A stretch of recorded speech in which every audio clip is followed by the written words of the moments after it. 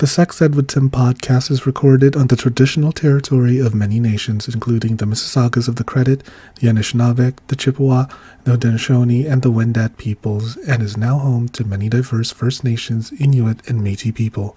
We acknowledge that Toronto is covered by Treaty 13, signed with the Mississaugas of the Credit, and the Williams Treaty, signed with multiple Mississaugas and Chippewa bands. You're listening to Sex Ed with Tim.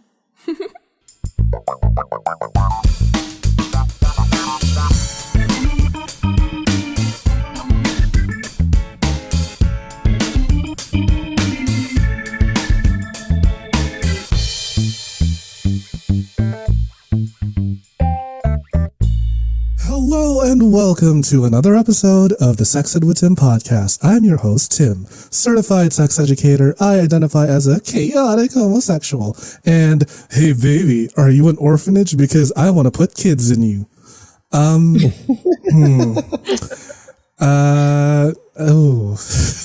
did not land as well as I thought it would be. That is a listener submitted pickup line, and okay, we'll keep searching for. I give you an A for effort. That was an A for effort. Yes. It made me laugh. That works, right? I feel like if a pickup line is so bad that it becomes good, then it becomes like an actual working line, right? My favorite is, "Hey baby, are you looking for a stud? Because I got an STD and all I need is you."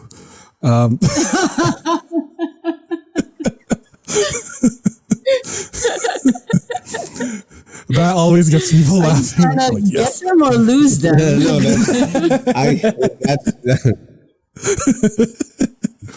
That works.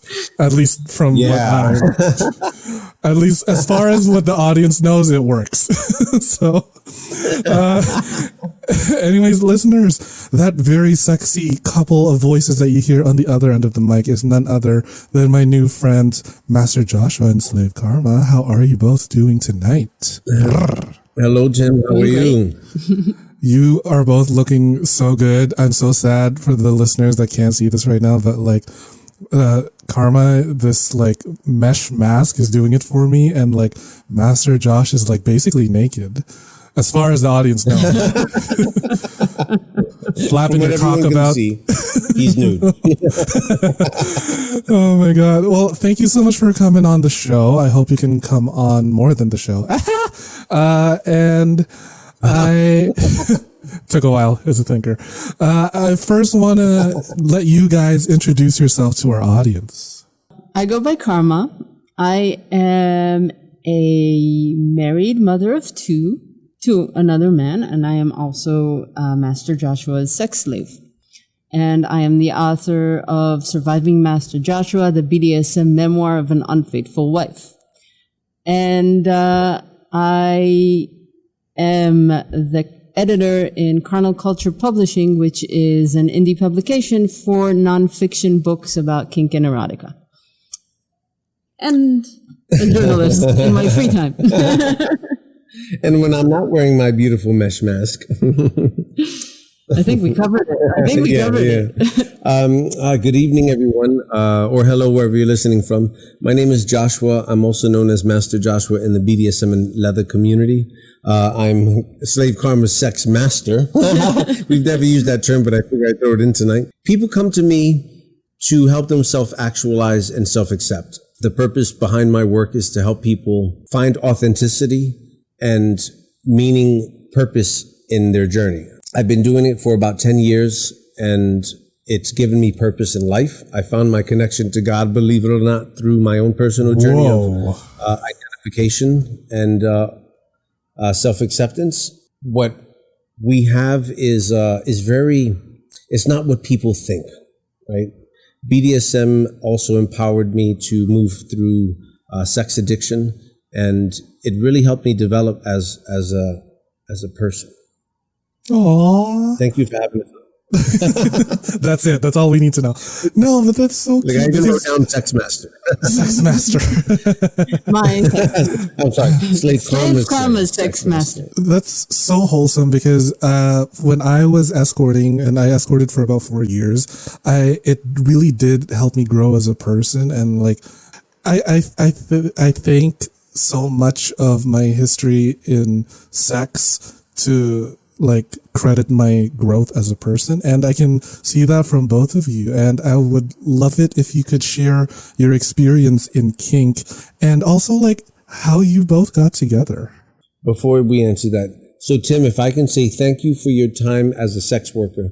People who do sex work hold space without judgment for the people they connect with, or to the best of our abilities. And that's a very big deal. And you're like, I'm still judging, man. Judging Internally. myself. No, but there's something to be said about sex work in the space that's being held. So for any sex workers that are listening, your work is important, man. Like, take the time to give yourself a pat on the back for being able to hold space for folks who need it. Yeah. And hire other sex workers because you need it too. Yeah, no, dude, for real, man. Like, work with the professionals. Work with the professionals because we understand. We totally understand what it means to not be objectified and to be seen and heard and to feel safe. Well, for me, my kink journey and both of us being together are one and the same. I'm a reporter. I was for a conservative outlet. I was when I met Master Joshua. I was a little tired of the kind of types of stories I was reporting on the regular, and I was looking for something more risque. And a friend introduced me to Joshua's partner who organizes BDSM parties. Joshua's then partner. I was going to write a story about kink and religion, how they intersected, the interplay between those two aspects of human being. When I got to that was the first party I attended, right? My first contact with BDSM in the real world. And it was a shocker for me because it became immediately evident that my interest in this goes beyond the professional. And it was a shocker because I never, I always liked, novels and movies about BDSM, but I never thought it was real. I mean, it usually came with vampires and werewolves. So your Twilight. 50 Shades was even 50 Shades was even less like realistic than vampires and werewolves.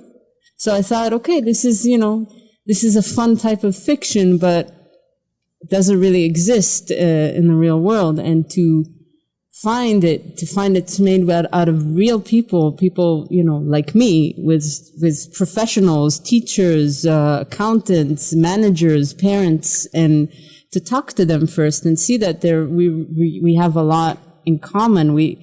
They're just like me. And then they left the room and they came back in leather and then leashes and on collars and in bodices and like looking like something from a completely different movie. I watched them interact and it was both jarring and beautiful because I never saw anything that naked, right? Never saw people interact in that sort of honest and primal level. Mm-hmm. Have you had any like sort of exposure prior to that? Like, I don't know, light choking or handcuffs or whatever? No. No, I came in like as so it That's was actually a good question. I've never asked you that. Like, what was your like sexual experience prior to that? Yeah. Yeah, because I never asked that stuff. Straight and narrow. No, but like straight and narrow differs between people, right? I guess that's a conversation we can have at another time. You actually did ask me that. I'm sorry, sir, to contradict you. No, He's that's got cool, holes in his memory. Yeah, my memory's about that big. You asked me the second time we met. It really did, right? Yeah. Oh my God, that was second 5 years ago. That was like... You asked it right away. Describing eye roll to her. So from that, seeing all those bodies and everything, what was your reaction? And then like, what was your next course of action? I'm married plus 2 kids. So for me, discovering a newly found interest in BDSM is not good news. It was kind of like, oh shit, I wish this happened way before. I'm way too married now. And Master Joshua was the organizer of the party. He was kind of like the focal point of the party. He was my contact for the story, right? So I'm working with him. And while I'm working with him to write the story, he's kind of working with me. I had a lot of questions, and they were burning questions. And I was like, help, help. I'm really interested. Help. I don't know what to do. I'm married. I'm interested. And he was like, yeah, I'll help you. Well, have you seen your eyes? Yeah, they're very pretty eyes. They're like piercing through the screen. They're really nice. Oh, I wow. like it. Nice description. Like, she's so beautiful to me. We'll get there, but her beauty is like, if you listeners can only see her. Your eyes lock at that party, and then all of a sudden it's like sparks are flying. So that's on your end. But I want to hear Master Joshua. That was on her end. On her end, yeah. But I also want to hear like Master Joshua's side of this story. So like, what was your experience before this party, and then like leading up to you meeting Karma? So I've been doing this for about a decade, professional domination and producing and hosting events. She showed up late to the event, and we actually had to wait until she showed up before we could start our discussion group. I didn't think they would Description, wait eyeballs for me. to her. When she came in, we introduced her to the group, and it was a good sizable group. It was about 30 people. The topic was BDSM and religion, and believe it or not, they're a huge crossover. The level of vulnerability that we reach and that we're hoping to share on this level of identity is like, this is fundamental. This is foundational stuff. And this revolves heavily around shame. Shame happens to coexist in religion, in many religions, and the way that they're taught or projected, right? So there's a heavy correlation between it. Now, when she came in, the idea of normalizing BDSM is a priority to me, right? Being able to get what this lifestyle is out there and spoken about on a day-to-day level, like 50 Shades was, but like legitimately, is a goal of mine. And she was coming from a credible news outlet that could give us the opportunity to really shine a light onto what BDSM is and isn't. So I wanted to open the doors to her for accessibility to what the lifestyle is. I met her in the hallway. I could see the wheels turning in her head. I think I look like a light bulb. Yeah. Because, I think at the end of the day, the only thing that keeps people from opening this door to non-traditional sexual behavior, right, or BDSM or kinks and fetishes is vulnerability and feeling safe, right? Having a partner that you can actually say something to without the fear of them judging you. Actually, did you use the article as an excuse to gain access to something like that? To say, this gives me permission to go in? No, that's a big deal. That's a big deal. And that's a real thought process, right? In a way, I mean, it was in the background. Cool. It wasn't, I'm going to write about BDSM because I want to get into BDSM. It was more like, my life is missing something. I need something more. I don't know, like just what I told my colleague who introduced me. I'm like, I need sex, drugs, and rock and roll. Something. It wasn't necessarily BDSM, but BDSM, after 50 Shades, since 50 Shades was the first book I read, almost the first book I read in the genre, right? And it was somehow, what was shocking was how popularized it became and how I did not like the book. I did like the topic. And after that, books just started spilling out, right? So since 50 Shade until I met Master Joshua, I was kind of reading them nonstop. What? This is all news to me. Stop the presses. No, this is great. This is great. I love to hear that. Wow, I had no idea. Yeah, there was like no time when there was not BDSM in the background. And I guess it developed a kind of big itch, I guess. Dude, this is a big deal, Tim. You're discovering something about it.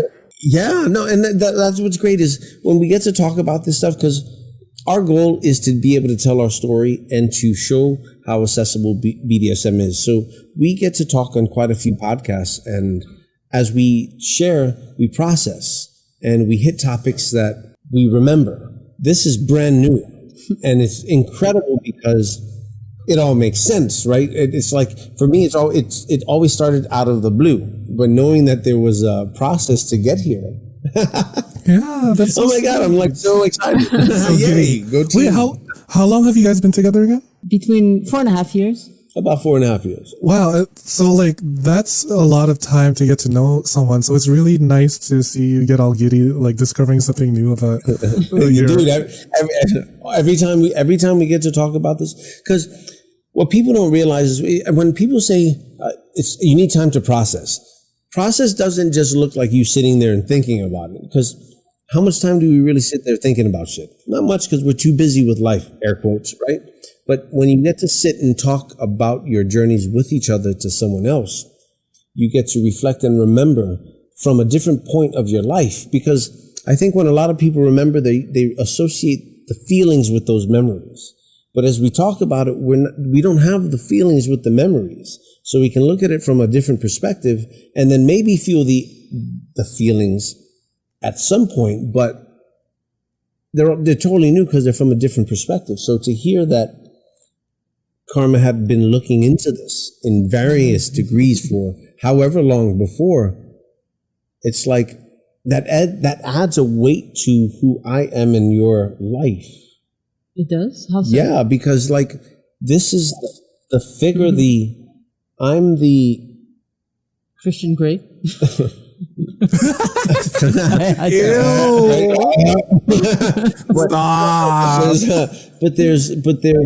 But there's a purpose, like, for my role in your life that I had no idea.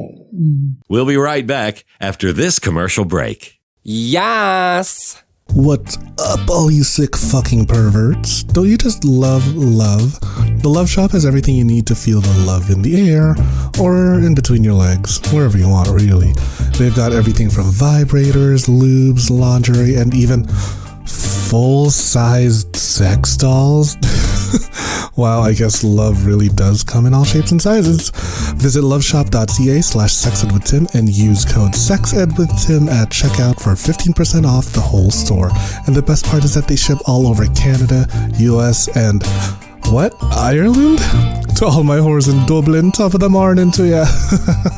That's loveshop.ca/sexedwithtim and check out code SEXEDWithTim for 15% off the entire store. Now get to fucking.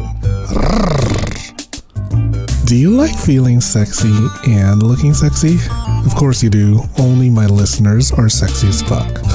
I have partnered with fetishwear designer Dale Kuda to bring you the hottest deals on custom jockstraps, harnesses, hats, and more. Head over to dalekuda.com, that's DALEKUDA.com, and use code SEXEDWithTim at checkout for 25% off the entire store. Yeah, you heard me.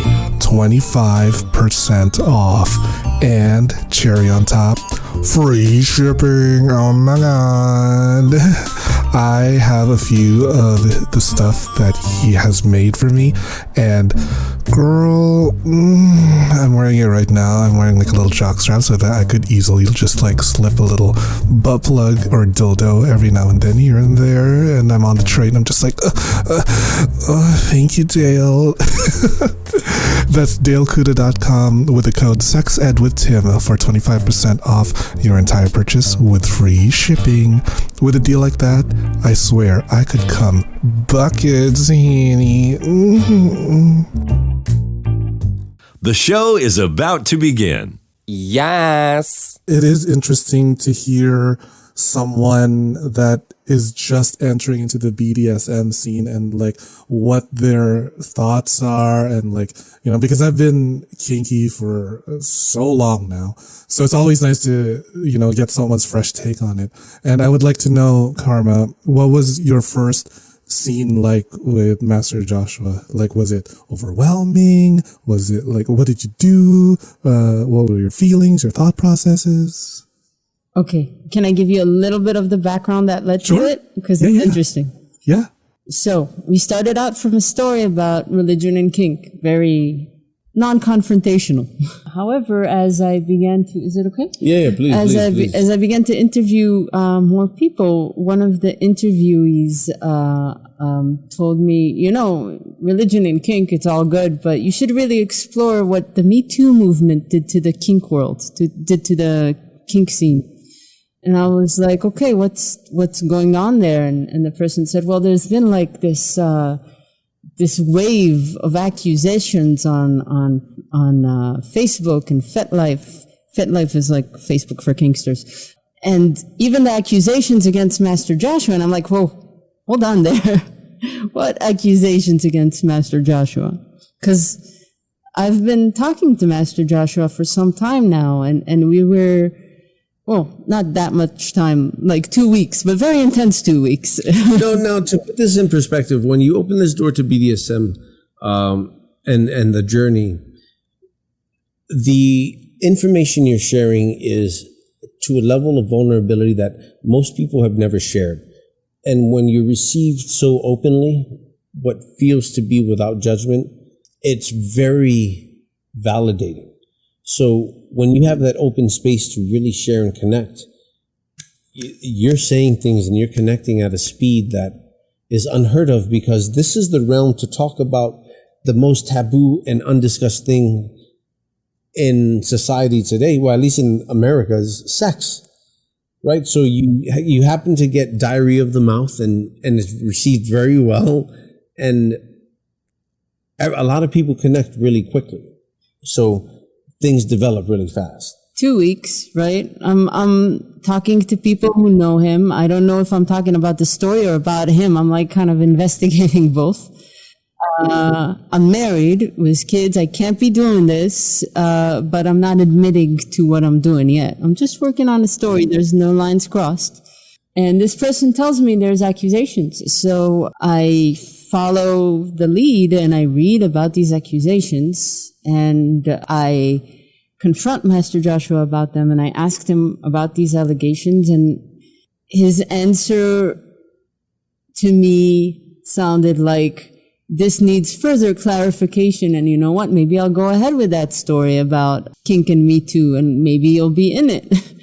I guess I was somewhat, that kind of, to think that this person who I was already emotionally invested in, even though I didn't admit it, had something going on, that made me both angry and frustrated, and I wanted to get to the bottom of it. So I said, okay, so how about we write a story about Me Too and the kink scene, Me Too and, at the kink scene, instead of what I was writing before. Are you open to it? And he said, I'm an open book.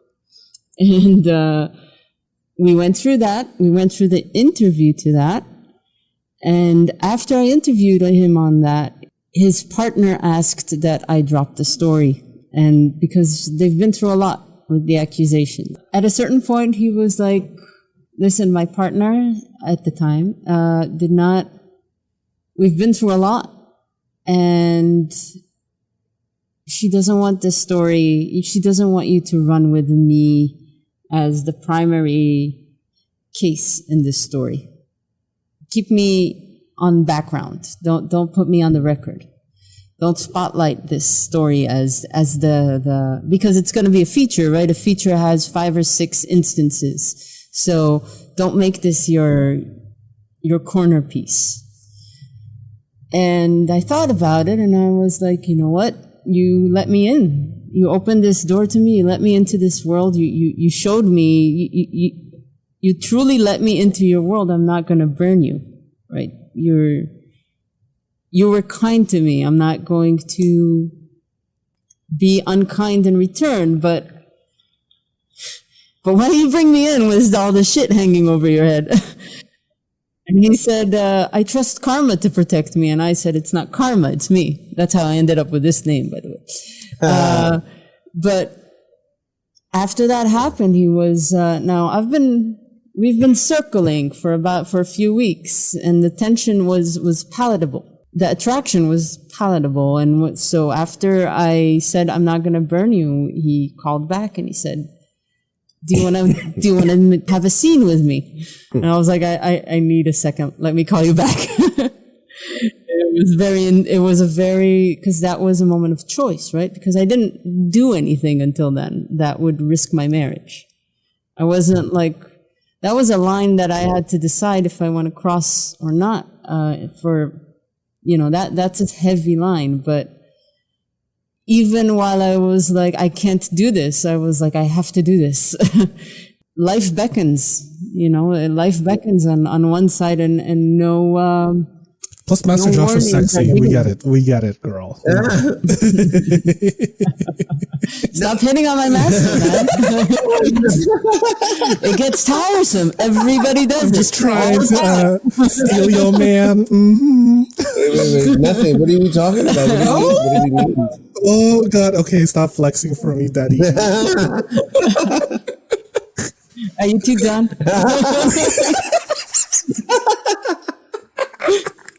Sorry. Yeah, sorry. Sorry, Slave. Oh, God. You can spank me, Slave. You can spank me.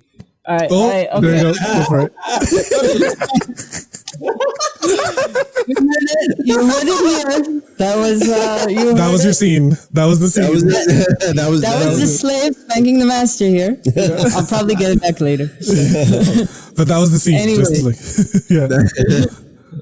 So I came back that afternoon for my first scene with Master Joshua. It was an impact scene.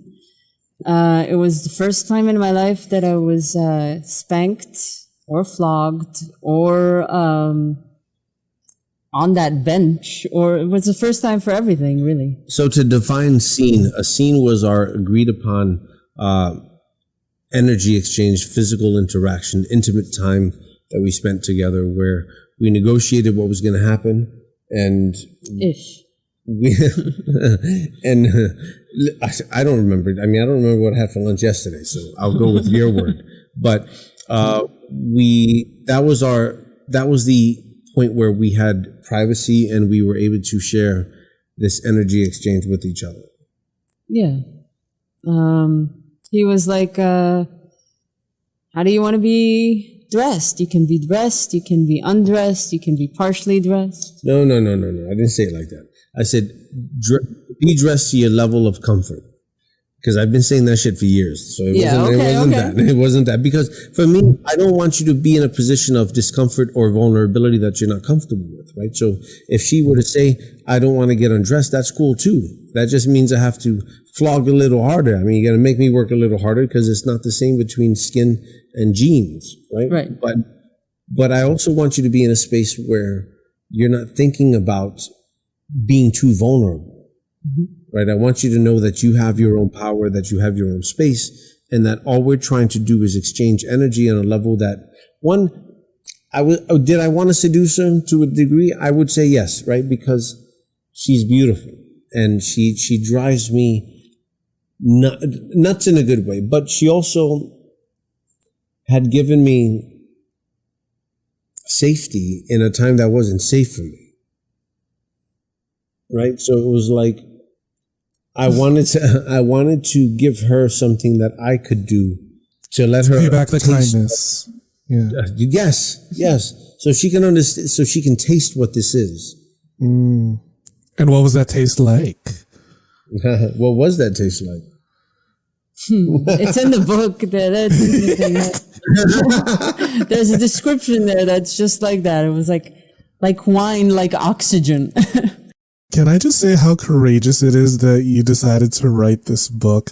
Because not many people would be open to like discussing about their infidelity or whatever in such an open way. Like what made you decide like, okay, this needs to be written about? Screw the article, screw the conservative outlet, whatever. I'm going to write this fucking book. Well, it kind of wrote itself. I mean, it started out as an article, right? So I was already writing it. It started out as an article, then it became a series of articles, then it became a journal. As it was his request that I keep a tab on my thoughts from almost day one, that I keep a tab on my thoughts and feelings, just journal them from from the time more or less that we met, right? So there's this journal and this experience is happening and it's building up, and I let him read the journal. So the journal became sort of like a venue of communication with him, right? I couldn't tell him or show him or act on what I was thinking or feeling, but I could write it and he would read it and he knew, right? That was a way to share something where you can't walk up to a person and saying, hey, I can't tell you that I'm having a crush on you, but I'm having a crush on you, right? But you could write that. You could describe what you're going through and let that person understand where you're standing. And that's how the book evolved, chapter after chapter. And it became sort of, as we went along and our relationship became more turbulent and it became there was more confusion and fear and drama because I am married and this is not something, and it became something I was not supposed to be doing, and then something I was lying about, and then something I was desperately trying to find both a way out of or a way to sustain, or it became writing was the only way to manage and find peace. It was kind of like my compass, right?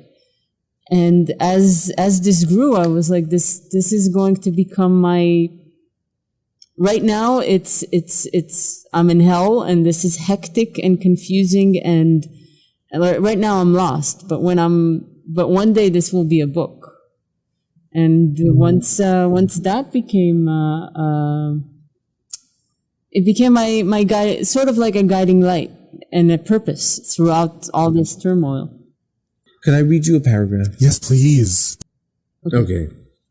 Moving around the room, adjusting the lights in the audio system, Joshua explains what's about to happen. He will ease me into it. No bondage the first time. No marks. 40 minutes to an hour. Finally, he positions a full-length mirror across from the bench. So you can see me, he smiles, and gestures for me to mount. Climbing onto it, I look at us both in the mirror and smile back. For a moment, nothing happens. The music, a slow, gritty, bass-rich Marilyn Manson build-up. Then Joshua hands slide over the back of my neck, gently massaging. Down my back, over my ass and legs, they move, acquainting themselves with the terrain, allowing me to acquaint myself with him. I breathe out a silently shuddering sigh.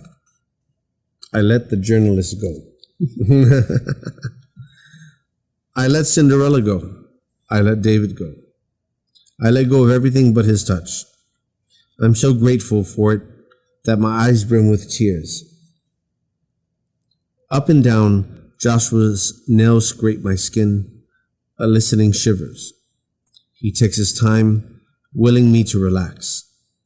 I'm his canvas, being filled out with broad light strokes. Slowly, without alerting me to it, his attention centers on my ass, caressing at first, then kneading, then spanking. The first gentle slap lands so organically that I don't even startle, and the ones that follow stem from it so effortlessly that they fall right in place. So this is what it's like. A warm, dark, reverberating sensation that keeps us on spreading out, taking on a lovely sting when the pace picks up. The impact ripples through my body, grounding me, a perfect counterpoint to the constant hunger of being alive. I lean in for more, and Joshua pauses to pick up a flogger. A storm of hot, tingling sensations, ranging from soft to sharp, rains down on my ass, back, shoulder blades. I hear my own breathing now, fast and rapturous. So does he. I resist closing my eyes and look into the mirror as often as I can, because the intensity in Joshua's eyes is like water, wine, oxygen. He catches me doing it one too many times, chuckles, and moves the mirror aside. Sensations blur into each other. The exhilaration sharpens into something just short of ecstasy. Joshua shifts me several times, pulling me by my hair into the position he seeks. I want to thank him every time he does it. He's allowing me to feel him more now, brushing against me, hugging his arms around my neck, pulling me up against him so that his breaths are in my ear, his jaw against my throat, his stubble scratching against my cheek. He runs his nose down my neck, subtly inhaling just as I inhale him. I swallow a whimper and cling to him, not daring to pull him to me, but willing him closer. I want more. He gives more. Shoulders down, ass up in the air. He instructs. I can't even instruct that. His voice strained. So not untouched. Oh, I remember that part. I can feel that part now. A man after all. But is he letting himself be affected for my own sake or his own? Both answers are pleasing. Sex, raw and hungry, is permeating the sensations now. Joshua has me dismount the bench and lean against it. Spread your legs, he orders. That's about how right it sounds, right? Spread your legs. A sequence of well-aimed strikes with the flogger, landing squarely on my pussy, leaves me panting and trembling. Coming from behind, he holds me tight, clasping my palms together, my back behind my back with one hand, pinching and twisting my nipples with the other. I gasp, the pleasure spiking dangerously, even as my mind shies away from it, leaving a taste like ashes in my mouth. This wasn't supposed to be sexual. A cold, observant part of me says, "You're married. You can't have your cake and eat it too." I push that voice down. There will be plenty of time for guilt later. Right now, I'm eating my cake. Can I give you both a round of applause? That was I had 17 ejaculations. I need a cigarette. This e-cig is not gonna do it for me. But wow. You can tell you're a writer, girl, because that was so descriptive. Your use of metaphors. And I was hand like a paintbrush, and I was the way you described his stubble on my cheek. I'm like, oh, yes. BDSM and power exchange isn't what people think it is, right? I'm a grown-ass adult, right? I will never ask her to do something I wouldn't do for myself. I'll only ask her to perform to the best of her ability for her own benefit. And in return, what I want is to be able to be myself with her when we're together. And that's what we get. And she also does some awesome fucking Photoshop stuff. I thought he was about to say how I give good head, but I mean, it's incredible. It's That's right. No, no, listen. Wow. Photoshop. No, there's no Photoshop there. Listen, I don't mean to brag or toot my own horn, but I have the tightest butthole in all of the Greater Toronto area. So let's see your head game with my anal game. No, I'm kidding. I don't doubt your game one bit. But no, I'm so happy that you're on this journey. You just told me about your STDs.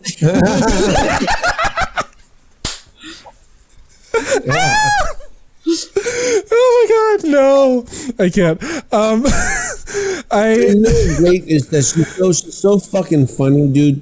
If you ever sat in a room with her, she nails it. She needs to be a stand-up comedian. Witty. That's what you need. Witty.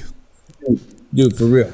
Yeah. Your next routine, your next event should be as stand-ups doing in your full master slave getup.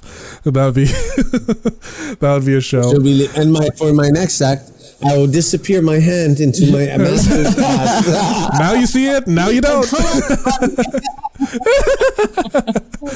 I'll make her talk without moving my lips.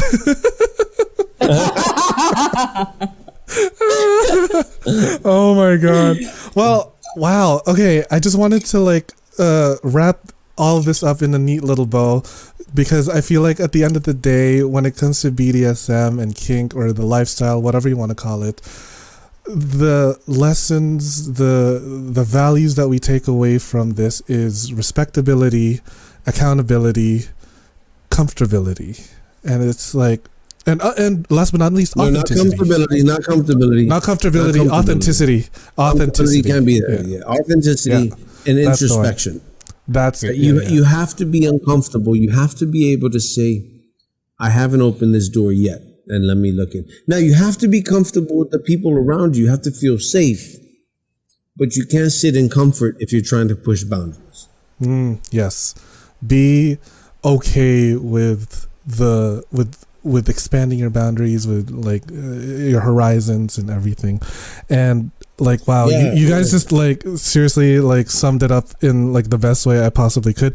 I actually don't know where to go from here, but I think we should just leave the audience with something such as, where can people find you guys on the internet if they want to get to know you more? So, Surviving Master Joshua, the BDSM memoir of an unfaithful wife by Karma said. Google it. It'll show you all the places that the book is sold. It's on Barnes & Nobles. It's on Google Play. It's on Amazon. And it would soon be an audiobook should be available soon. And you can also find it through survivingmasterjoshua.com. I can be found under masterjoshua.com, kinkcollective.net. That's KINK collective.net. ssdce.org, that stands for Sanctuary for Spiritual Development and Consciousness Expansion.org. All of those websites are built around personal development and self-actualization. People come to us for validation in existence and trying to understand themselves and the roles that they play in their own lives. You can also find me on social media under Master Joshua NYC. That's Instagram, FetLife, Twitter, yada, yada. All that. And for those of you listening, I will put all of those links in the show notes. And just give it up one more time for Slave, Karma, and Master Joshua. You guys are just so amazing. You are, I feel like people should emulate the kind of BDSM relationship that you guys have if they're ever going to get into one.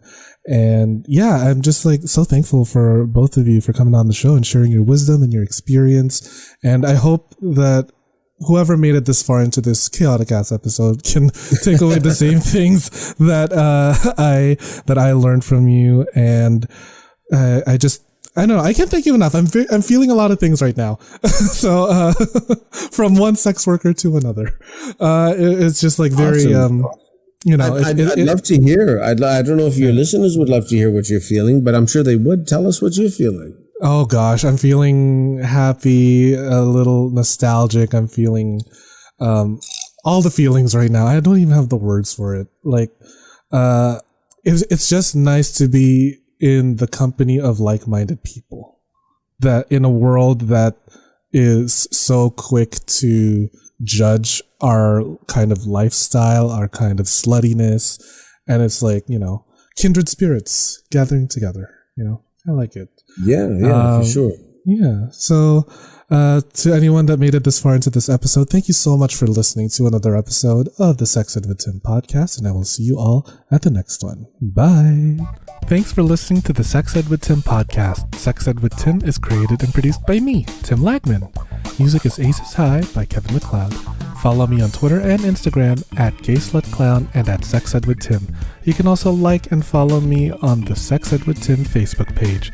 If you enjoyed the show, please rate, review, and subscribe on Apple Podcasts, Spotify, or wherever you get your podcasts. Thanks for all your support, you dirty little slut. Mwah.